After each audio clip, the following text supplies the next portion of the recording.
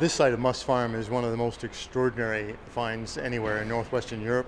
We've actually got a in situ settlement of about 3,000 years old, which has collapsed in situ because of a fire into a watery environment and gives us absolutely perfect preservation. On a site like this, where you have all different types of material being exposed, it's an ideal place to actually, as a test bed, for applying all sorts of different scientific methods to actually get real detailed analysis about past domestic life.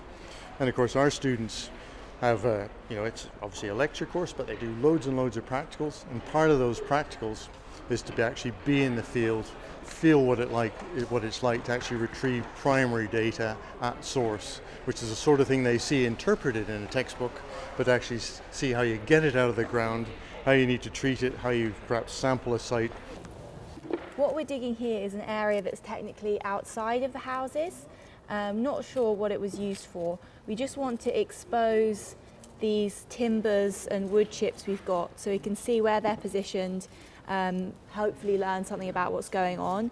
I'm using a wooden tool to clean the beams because the metal ones we usually use would damage the delicate surface of the wood.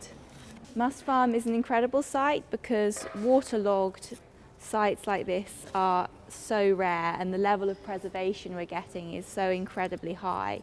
Here in this box we have some poo that we found that we've excavated from this area.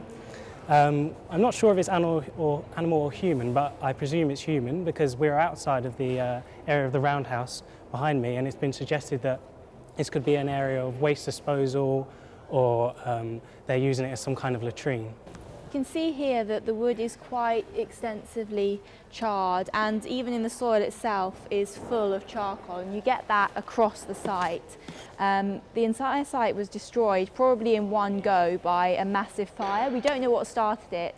There's some suggestion it might have been an attack rather than an accidental fire. We've got 3 pieces of wood here from the roundhouse structures at Must Farm.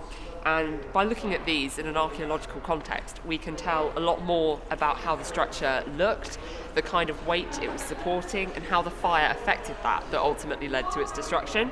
So this one, for instance, we can see it's got kind of a blistered burn going on here, whereas here it's straight and black.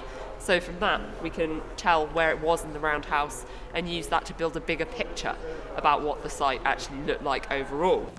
People lived here and occupied these spaces, and these were their homes, and we're always conscious that we're kind of invaders and looking in on the past. It's very much about looking through a window, not trying to impose our own views on what might have gone on here. The academics at Cambridge are world leaders in their field, obviously, and it's a real opportunity to work with them, not under them, so they're always encouraging us to extend our own skills. Archaeology just seemed like the perfect choice. I love the combination of the intellectual work you do and then the physical hands-on stuff as well. It's really good.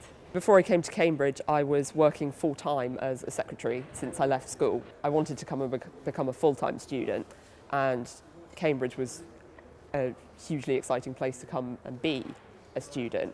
But it is amazing how much you learn just in 8 weeks. You think at the start of the term, I'm never going to be able to do all these essays, I'm never going to be able to write 12 essays in a term, but you do, and you improve so quickly.